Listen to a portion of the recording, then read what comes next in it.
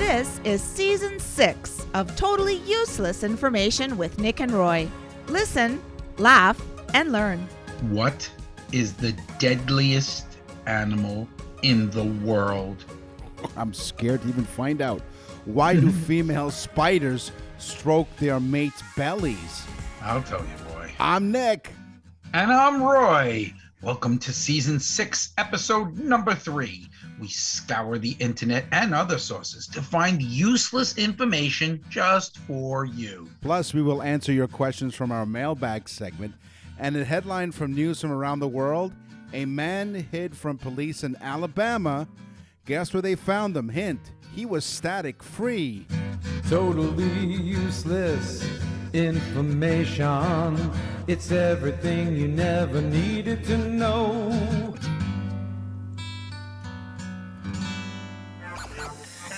Welcome to the Totally Useless Information Fashion Show.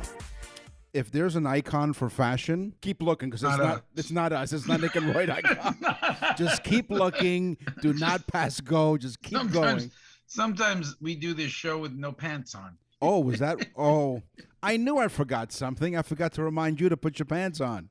I know. Well, there you go. So well, thank God the Zoom thing is only like from a bust, so to speak. Yeah, it is. And we do have a bust. So I know you're down in Southwest Florida, and it really doesn't snow all that often, except maybe in your freezer. But when you used to live in New York, because Roy and I lived in New York many years ago, you used to wear a parka coat.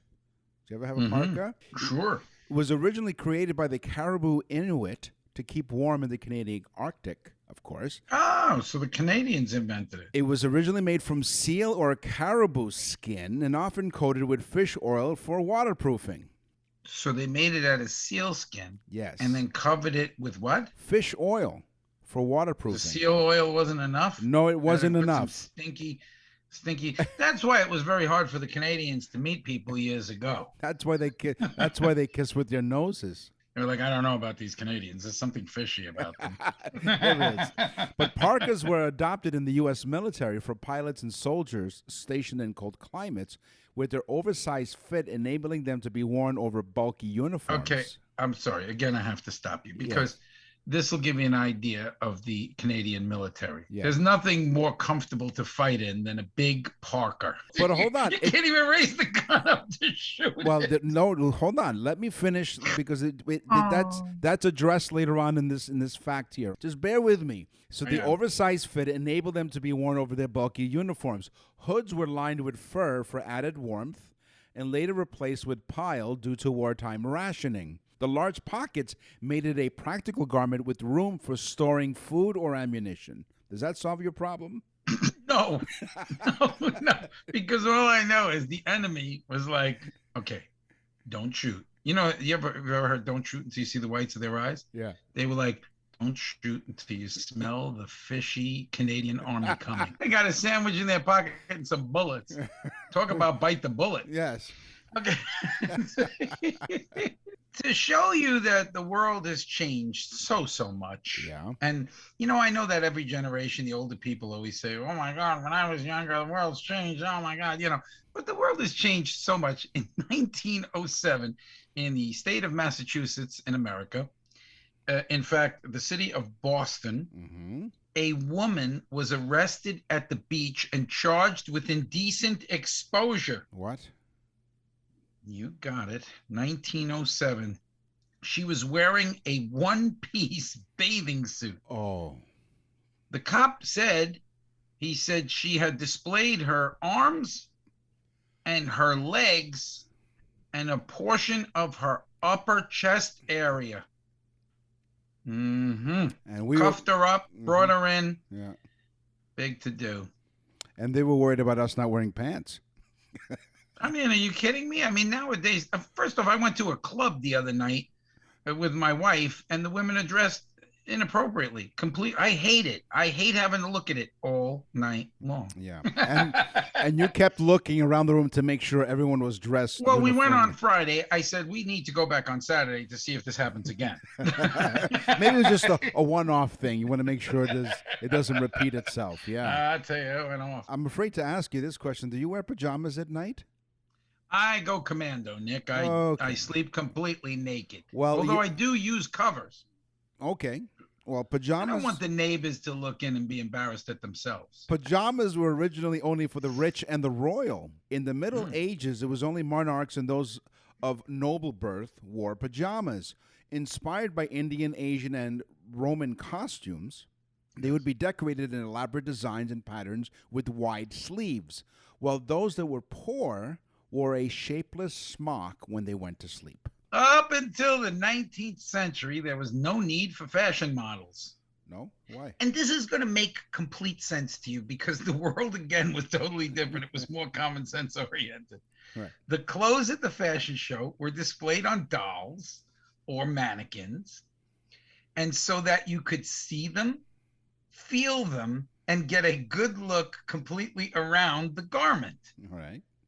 Okay, just think about that for a second. Now, Wow. no, some girl Yeah. is walking down the runway at like 30 miles per hour, spins around as though we're really supposed to look at the garment. We look at her, you never even get a chance to see the garment. No. She spins around once or twice and walks back down the runway. How do you even get a chance to see what it looks like or the quality of it or how does it feel, the material and so on? Back then in the 19th century, they had it right. So you have to pay attention to when you go to one of those runway fashion shows? Well, I also think about things very practically, Nick. If the clothes are on the mannequins and dolls, that means the models aren't wearing anything. That's a win-win. Send your complaints to nickandroy.com. Now, speaking of models, and most of them would probably wear night dresses or nighties. Again with the pajamas? Yeah, but only recently they became thought of women wearing them. It wasn't until the turn of the century, as before that, most men commonly slept in night dresses. It was after the Great Depression and World War II that the shift began to happen. Men became more concerned with their look and how they were presenting themselves to the public, that the night dress became a thing of the past, and so only women wore them. Right? Wow. Yeah. I can just imagine them rewriting remember that song, My Favorite Things? Men in night dresses and 5 o'clock shadows. Sounds like a Monty Python skit. Yeah, it is. Yeah. The designer Marc Jacobs, famous for his clothing designs and perfumes. Marc Jacobs, really big designer. No. I know my wife has a bunch of Marc Jacobs stuff, bags, things like that. Mm-hmm. Marc Jacobs has 27 tattoos.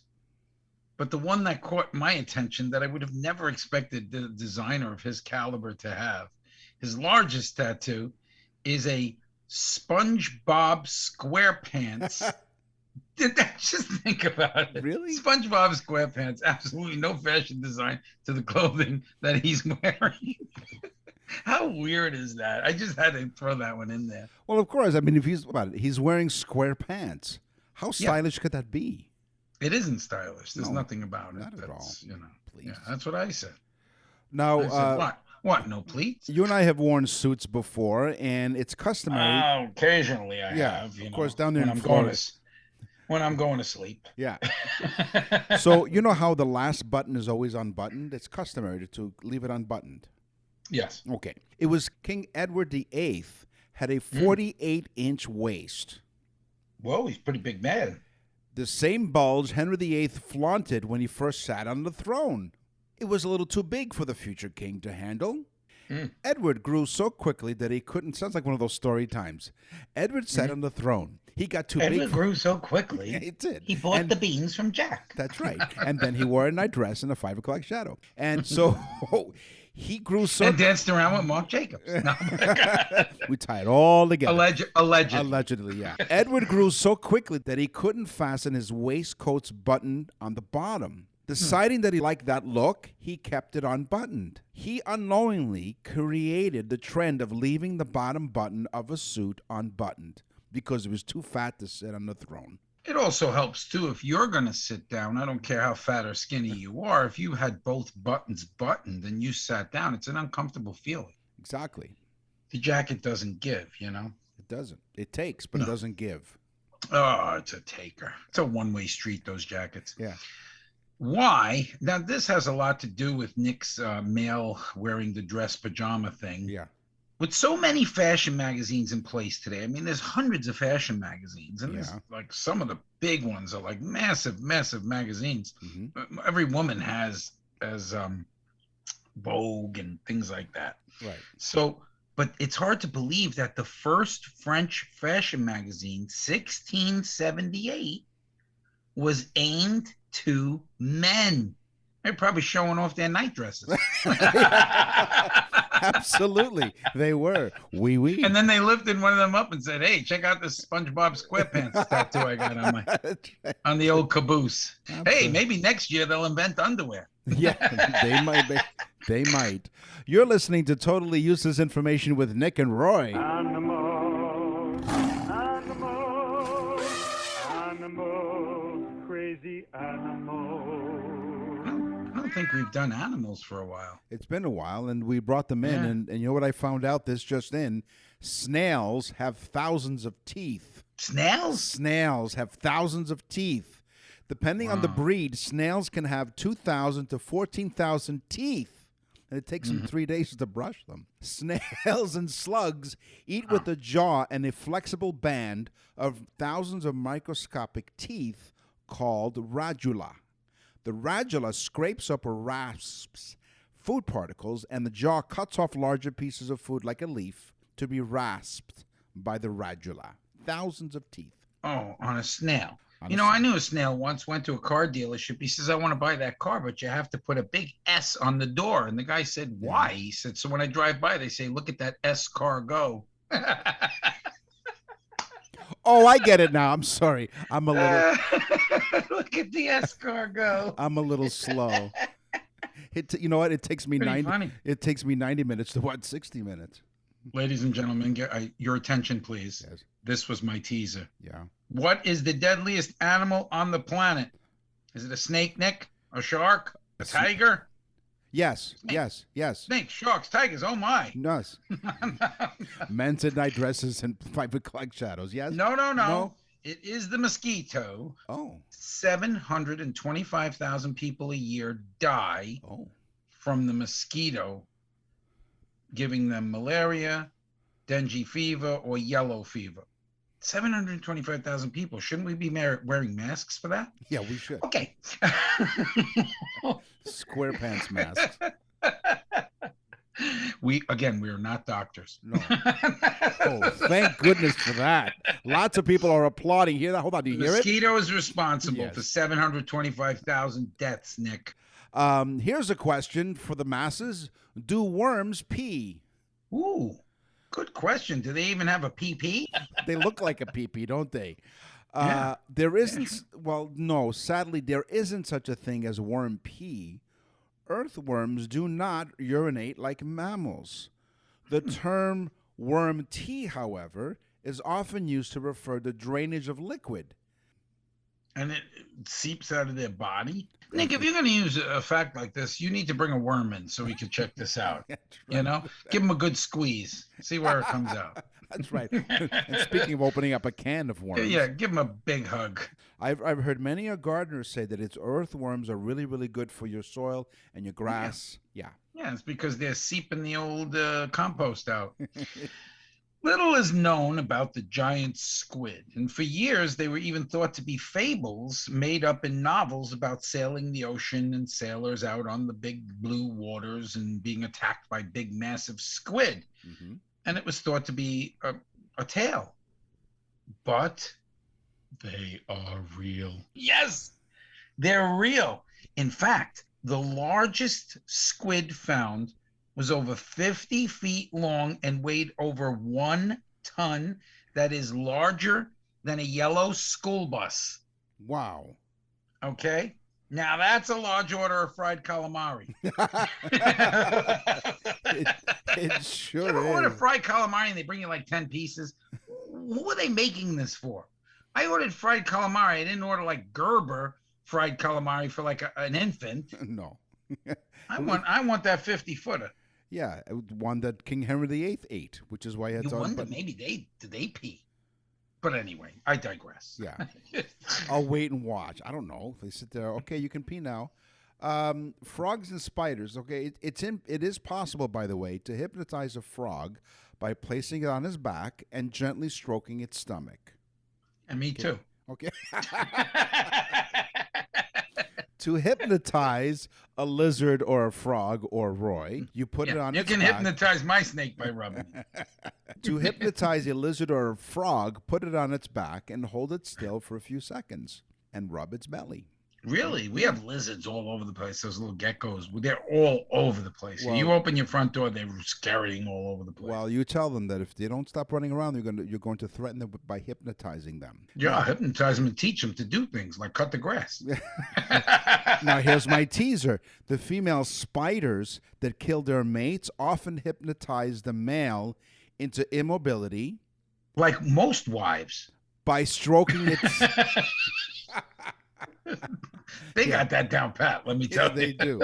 So the reason why I put these two together is because it's very similar. So yes, you can hypnotize a frog by stroking its belly. The female spiders that kill their mates often hypnotize the male into immobility before mating by stroking its belly. Oh, so they lure the spider, lures them in. Right, rubs his belly. Human women use makeup and fancy clothes. They lure us in. They rub our bellies. They have their way with us, and then they kill us. They kill us. Oh, yes. Not you, honey, though. Not you if you're listening. No, honey, me too. Me too, dear. Yes, dear. You're one of the different ones, I tell you. You know what a swift is? Isn't that something you wipe your floors with? That's a swifter. Oh, sorry. Swiffer, yeah. I'm sorry. No, I don't then. The swift is a bird. Oh. But the swift is known for something. It spends almost its entire life flying. Okay. Now, that's even hard to believe because you think of a bird, the bird flies around, he lands in a tree, right? I mean, he takes a break, he flies around a little. Mm-hmm. Not this guy. Studies have shown over a 10-month period, I don't know why they just didn't go for the whole year, but over a 10-month period, slackers, the swift stopped flying for less than 2 hours. Why? No, that's it. He rested for 2 hours. He was flying for the entire. He flown. He was flying for the entire rest of the time of the 10 months. Only 2 hours. I guess he stopped to pay tolls or something. I don't know. And so when you know that old joke, like when he went somewhere and he said, "I just came back from Arizona and boy, are my wings tired." He means it. No, really. I mean, can you imagine that? And then you wonder, how does he pee? That's why he has to stop to pee for 2 hours. A single strand of spider silk. Talk about alliteration, huh? A single strand of spider silk is thinner than a human hair. But it's also 5 times stronger than steel of the same width. So if you made steel at that width of the actual spider web, silk, yes. So the spider's web would be stronger than the steel. That's right. A rope just 2 inches thick can reportedly stop a 747. A rope of web 2 inches thick of the spider's web could stop a 747. That's correct. Wow. Yep. That's amazing. Yeah. Of course. No wonder Spider-Man can swing from all those buildings. Yes, he can. In theaters now. Okay. Speaking of peeing and pooping. Totally useless information with Nick and Roy. Wonderful segue. Wonderful segue. I'm doing it right now. No. One large cow can poop more than 15 times a day. So can I. We have a lot in common, cows. Yeah. So what about a medium cow? That's a large cow. What about a medium cow? We have so much in common with cows. Right. I poop 15 times a day, and Nick looks like one. A cow? That was below the belt. Okay, so the cow poops 15 times a day. Right. About 115 pounds of poop or manure per day. One large cow, 21 tons a year of poop. Now, this should have been my animal fact number 2 because it was about number Number two. two. I don't know why.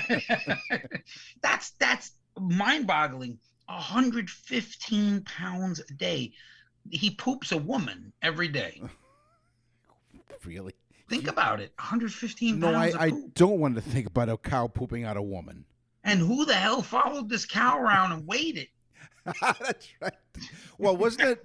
Hold on. A couple of weeks ago, didn't you talk about how it was the something of stool? The Duke, the servant of stool. yeah, something like that. We walk around the king. and wipe the king's butt. Yeah. So there you go. Maybe Could you imagine the guy doing the study asked the other scientist, "Can you do me a favor? I'm doing something. Can you weigh that poop?" And he said, "No. I got to pay attention to the Swift. He might land, you know." Speaking of Swift, you can swiftly go to nickandroy.com, which is our website. Where do they go? nickandroy.com. Nick and That's Roy. Nick and www.nickandroy.com. That's the website. You can go check us out. You can check out all the full library of over 100 episodes, nickandroy.com. And you are listening to Totally Useless Information with Nick and Roy. Yeah, and they can look at those birthday card things that we do for people. Those are cool. nickandroy.com/birthdays. If you have a special loved one that's having a birthday soon, send us, go to the page, nickandroy.com/birthdays, fill out the form, and for a reasonable price, Roy and I will put together totally useless facts about It's a great gift. It's just a great gift. It's unique. People remember it. They And share it's it. inexpensive. It's inexpensive and done by two big stars like Nick and I. Right. From Beethoven to Bieber, rock and roll to rhythm and blues. This is Totally Useless Music Information with Nick and Roy. Okay, I'm going to go first with music. How's that? Sure, go ahead. When you think of the home of jazz, what do you think of? New Orleans. Right. How about country music? Nashville. Yes. How about bluegrass music? North Carolina. No, come on. Kentucky Oh, bluegrass. that's right. Yeah, Kentucky. Yeah. Kentucky. Okay. Now here's the big one. Rap music. Oh, Los Angeles. Bronx, New York. Really? Me and Nick are from the Bronx. Let's go. Let's hear it from the Bronx. Yeah, the Bronx cheer. Yeah, the Bronx have come up with two great things that they're proud of: rampant crime and rap music. One has nothing to do with the other. No. I love rap music. Didn't you see the Super Bowl? You know what? Did you see it? Yeah, I did. Did you see the Super Bowl? I Did you did. see Snoop Dogg and Yeah. Eminem and Yeah. Dr. Dre? Yeah. I thought it was excellent. I enjoyed it. I really did enjoy it. It was very, very, very good, and it was old school stuff. So that was cool. Yeah. We remember those songs. Mm-hmm. Yeah. Hotel, motel. Yeah, you say yeah, but do you know how many people listening to the show going Holiday Inn? Yeah, I know. So should I give them a moment to finish the line? Go ahead. You know what? I'll give the audience. You don't have to rewind the show here. Yeah, exactly. You ready? You can They do it know again. They know They it. know They it. Okay, listen to fine. this. They listen. They could be 60, 70. They listen to it in the car when they're driving. So speak slower and louder then. On May 14, 1998, there are two significant events that happened on that day. May 14, 1998, the finale of Seinfeld, and it's the day that Frank Sinatra died. Ooh, I didn't know that. Frank Sinatra died May 14, 1998, again, the very same night of Seinfeld's finale. His ambulance made it to the hospital in record time because there wasn't any traffic. Everyone was at home watching the finale. Sadly, he didn't make it because, whatever, I forget what he died of, but, even though it got there in record time. He had a very dramatic heart attack when they brought him to the hospital. They said he did it his way. He did. And the very next night, May 15, 1998, the Empire State Building in New York was illuminated blue for Old Blue Eyes, and Las Vegas honored Sinatra by dimming the lights. Oh, wow. No. See, you learn all kinds of stuff on this show. Listen, folks. laugh, and learn. I don't care what people say, like these two guys are crazy. They should put on pants. But no, you learn a lot on this show. George Strait. Yeah. He's known as the king of country, has more #1 hits than any performer in any genre. Now, folks, this is the one to write down. In 30 years, George Strait had over 60 #1 hits, putting away guys like Elvis, the Beatles, and Michael Jackson. And, others. But George Strait, king of country. Well, let's go back to Frank Sinatra. And when he was first coming out on the scene... I'd rather not. No, Frank Sinatra had a lot of screaming teenage girls, right? Mm-hmm. And he had an amazing voice, of course. Some people thought he was one of the best singers. He was one of the best lyricists because it didn't sound like he was singing. It sounded like he was telling a story, all that stuff. He was a crooner. He was. Yeah. I love crooners with my car. Oh, that's crueler. Sorry. Yeah. Anyway, not to take anything away from his amazing voice and his ability to excite the female throngs, not thongs, but throngs. Yeah. He took off the thongs. But the Bobby Soxer craze Sinatra incited because, the co-ed fans were Catholic school Bobby Sox, okay? Why did they call him Bobby Sox then? They should call him Frankie Sox. Okay. George Evans, Sinatra's publicist, auditioned girls for how loud they could scream. They paid them $5 and placed them strategically in the audience to help whip up excitement. Marketing. If you bring up I know the folks out listening right now are going to be happy about what I'm about to say. If he brings up another old Blue Eyes Frank Sinatra thing, they're going to be calling Nick old Black Eyes. My eyes are blue. Nick, how we connect is really bizarre. To tell, really honestly, we do this a lot. Yeah. Nick actually said something from The Sound of Music a little while ago, and I have a fact about The Sound of Music. So this is so weird. Okay. And Nick happened to be in The Sound of Music, and so was I in the show. Right. Nick, you had a much bigger part than I did. I had like a couple of lines. I was Franz the butler. Yeah, you had a good part. Yeah. You know the movie The Sound of Music, right? Not the play, the movie itself. Right. It actually saved 20th Century Fox. They were going bankrupt, and the movie was such a success that it had such a long run that 20th Century Fox made a killing on the film. Not necessarily what was going on in the film being a killing because of the Nazis and stuff. I'm saying a killing money-wise. Right. But did you know that Julie Andrews actually learned how to play the guitar so that she could do her scenes realistically without faking it? So she took guitar lessons for a couple of months before the shoot so that she could play guitar, and she literally learned how to play guitar and played all of her scenes. She played the guitar.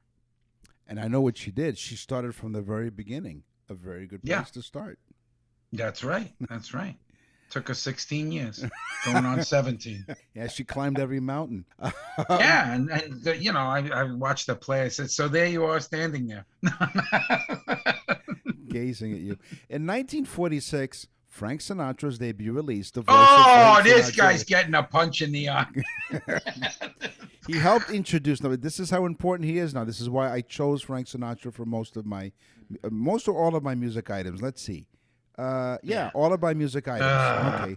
No, this is important because he was the one to introduce. Do it your way, Nick. I'll do it my way, okay? Which, by the way, he didn't like that song. It's one of the songs he didn't like. I know. Okay. So he basically came up with the concept album and the box set. Oh. So at a time when long playing records, or LPs, were still novel, Frank issued a set of 78 RPM records, and you kids, you can look that up on the Google machine. Mm-hmm. 78 RPM records with 8 songs, all with a theme of lost love. It sold for a hefty $2.50, or $30 in today's dollars. Ooh, but the price didn't prevent it from topping the charts for 7 weeks. 2 years later, it became the first ever pop music vinyl 10-inch LPs. Wow, isn't that amazing? He invented the box set, and now he's in a box. That's right.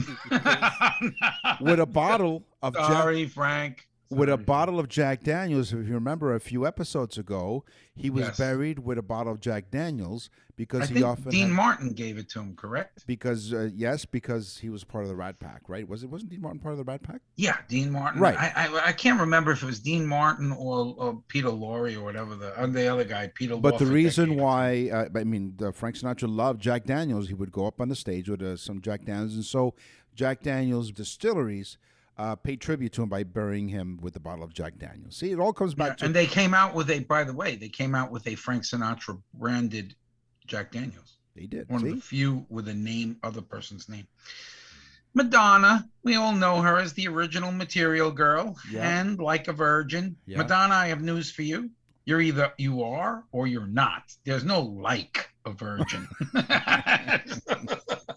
Well, she was a teenager, right? If someone said that to me, like, are you a virgin? Well, I'm like a virgin. I'd be like, okay, you know what? No.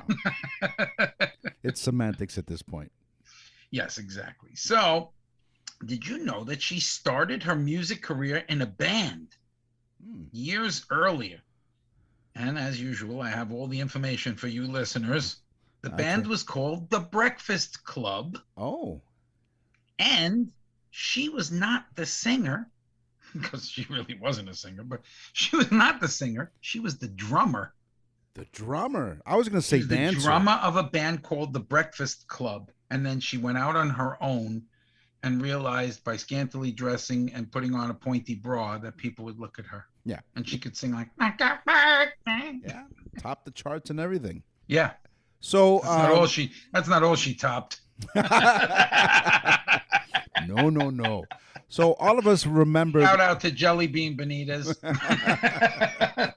That's a real one. You know, when people mishear lyrics, maybe we'll do that one time when we do music here on Totally Useless Information with Nick and Roy, when people mishear lyrics. But apparently in the song La Isla Bonita, last night I dreamt of soft bagels. That's not what she said. No, it's not. Okay, so we all remember growing up, because I think we're all He said, last night I dreamt of soft Pedro. Right. He had a little problem. He did. So nothing that Viagra can't help. No, not at all. If you're listening to Madonna music for more than 4 hours, call a doctor. Yes. We all remember growing up as Saturday morning cartoons, because most of us are around the same age listening to the show. And for those of you who are younger, look up Scooby-Doo. Scooby-Doo was, the dog, right? And the teenagers that would solve crime and mystery. Well, that's right. According to CBS executive Fred Silverman, Scooby-Doo's name came from Frank Sinatra's Stranger in the Night. Scooby-Dooby-Doo. Silverman told the METV Legends Now that he was on a red-eye flight to L.A. and he couldn't sleep. CBS initially had rejected the idea of a group of teens and a dog trying to solve mysteries, so he's in the middle of coming up with new ideas. Silverman heard the song Strangers in the Night, and when Sinatra sang Dooby-Dooby-Doo, it kind of got him thinking. And the term Scooby-Doo had already been in use long before as a Cockney rhyming slang for the word clue. Hey, watch your language. I'm sorry, I didn't mean to use Whoa. I didn't mean to use the word slang. So you said Cockney. It was a Cockney rhyming slang for the word clue, which is quite fitting for the mystery genre of the cartoon. So thanks to your favorite Old Blue Eyes and Strangers in the Night, Dooby-Dooby-Doo became Scooby-Doo. Here's a public service announcement. I changed the words. Strangers in the night, exchanging rubbers. This one is too tight. Oh, no. Let's try my brothers. No. This one is too loose. Okay, fine. Yeah, so see, I solved the mystery of where You can play that. You can play that for friends. Yes. So yeah, I mean, there you go. I solved the mystery where Scooby-Doo came from. As you're listening, Nick, yes. if people go to nickandroy.com, they could find out even more information than what they're learning today. Not only that, you can listen back to over 100 episodes. You can find out about the birthday greetings you can send your loved ones, as we mentioned earlier. You could laugh so much it might be dangerous to your health. That's right. So make sure you're in good heart health. And when you go to nickandroy.com, you can send us an email. What's in the mailbag? What's in the mail?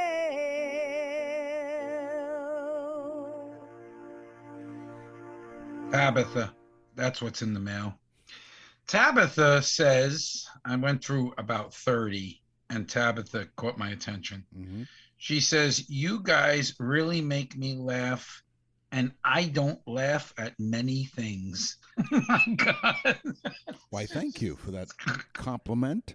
Did my wife put this in a pseudo name, Tabitha? So, we know she hasn't slept with either one of us. She would have got a good laugh out of that.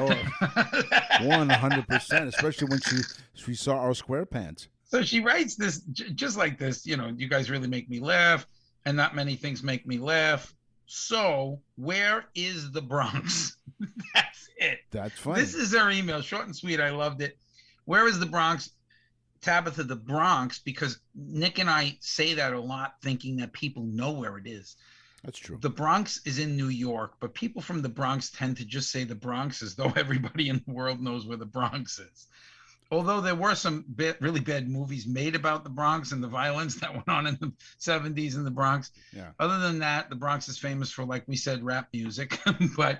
but the Bronx is a borough of New York's 5 boroughs: the Manhattan, Brooklyn, Bronx, Queens, Staten Island. The Bronx is part of the city of New York. Good question. Sorry, that's true. We do from time to time just say we're from the Bronx. That's crazy. And now you know. And you can also listen to future episodes as we do geography here on Totally Useless Information with Nick and Roy. So listen, laugh, and learn. We teach you stuff. We learn new stuff.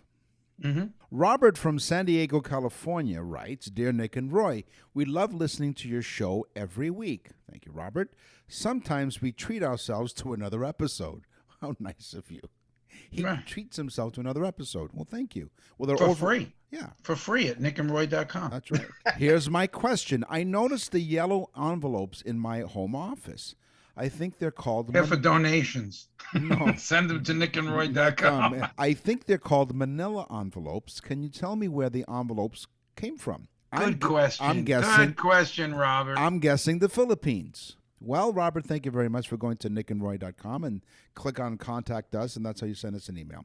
The main element that makes up this durable style of envelope is the manila hemp. The manila hemp is derived from a species of banana originally from the Philippines. Cool. That's why they kind of have a yellow tint, maybe. That's right. The hemp is then used during the paper-making process, similar to how craft paper uses wood pulp. The manila envelope gets its name from the hemp in which it's made from, Manila, in the Philippines. Nick smokes a lot of hemp. No. I lick the envelope. It's legal in it is, yeah. Down here in Florida, we need to get a license for it. Yeah. But up there, Nick just walks the streets aimlessly smoking. No, I just walk the streets aimlessly. I said, what are you, smoking dope? He's like, nope, I'm just a dope. Wow, what did I do? What are you talking about? I'm right with you, Nick, so I don't feel bad. That's right, because we're from the Bronx, and now that we know where it is. Right? We didn't even know where it was. Yeah, exactly. Oh, you know what? You taught us something, Tabitha. At first, the manila envelope was not an envelope at all, but a folder. Creators of this paper would produce thick cardstock and fold it into, creating a folder. Folders. But the manila folder, there you go. These are used to transport important documents to ensure they would not get damaged. Eventually, the folders were sealed at 2 ends, creating an envelope perfect for housing documents. So, Robert, thank you very much for such an important question, because now everybody knows where manila envelopes come from. You're listening to Totally Useless Information with Nick and Roy. And now for something completely useless.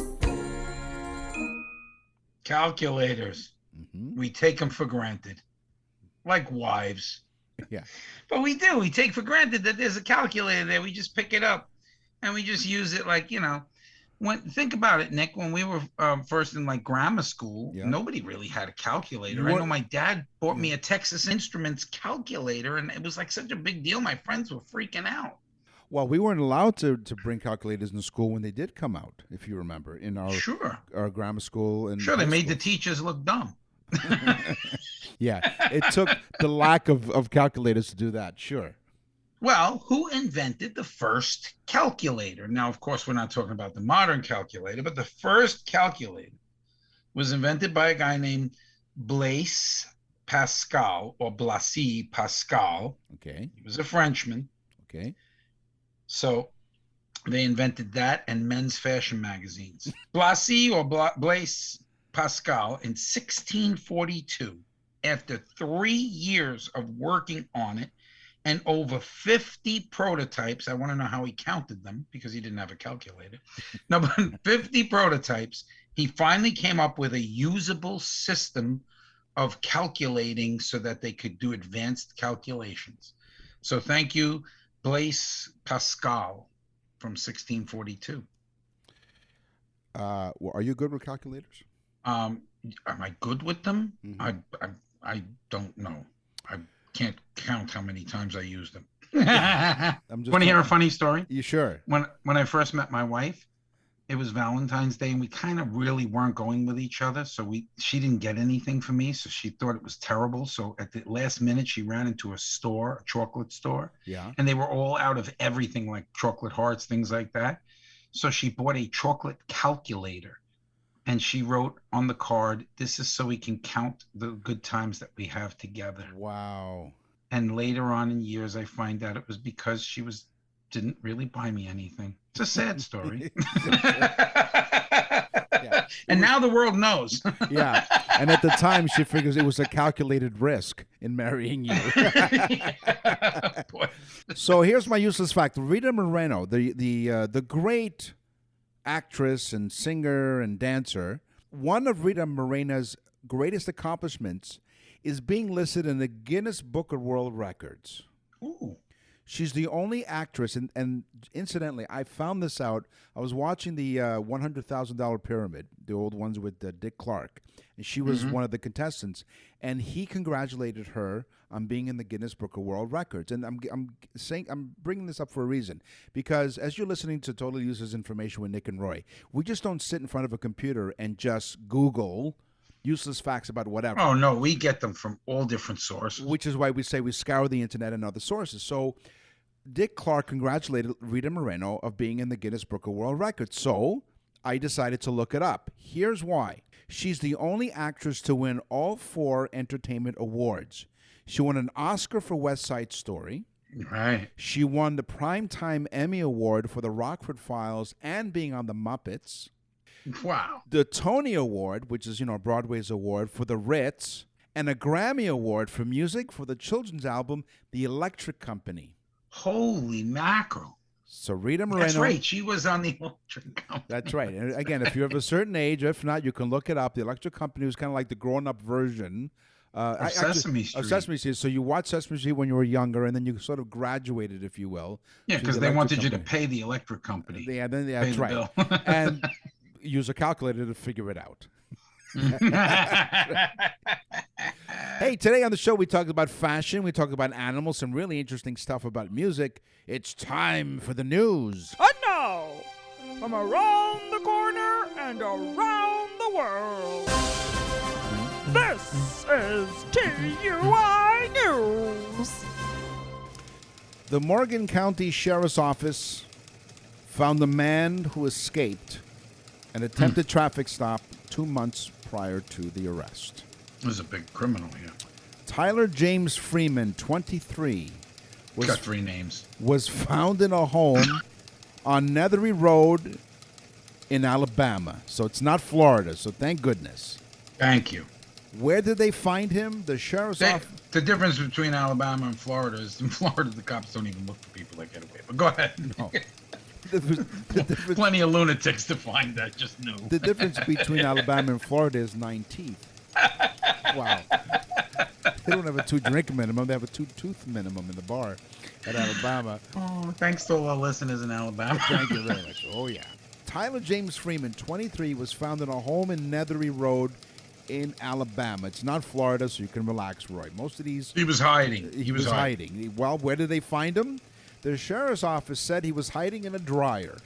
Oh, he got inside of the dryer. That's why in my tease I said that he didn't have any static cling. And what was his first name? Tyler? Tyler James Freeman.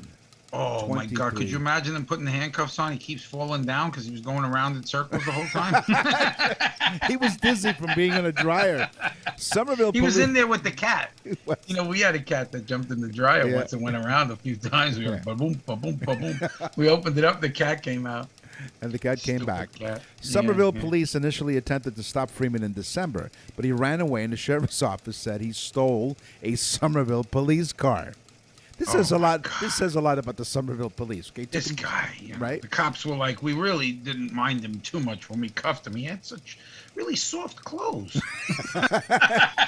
and no static cling. He's the guy. He's the guy that's his mugshot. He has a dryer sheet on his head. Stuck to the side of his head. I'll tell you, they should go soft on him. Yeah, but amazingly, he was April Fresh. Now, wait a minute. They take this guy in. He escapes with a police car. Right. So Somerville police, I mean, there's a lot to be desired there because they've been embarrassed. Well, it took them 2 months to find him. He It stole was probably the only car. car in the whole police department. But it's okay. Well, thank goodness because 1967 Dodge Coronet from Mayberry. But go ahead. the car was later found on Perkins Wood Road in Alabama, but Freeman wasn't inside. In a washing machine.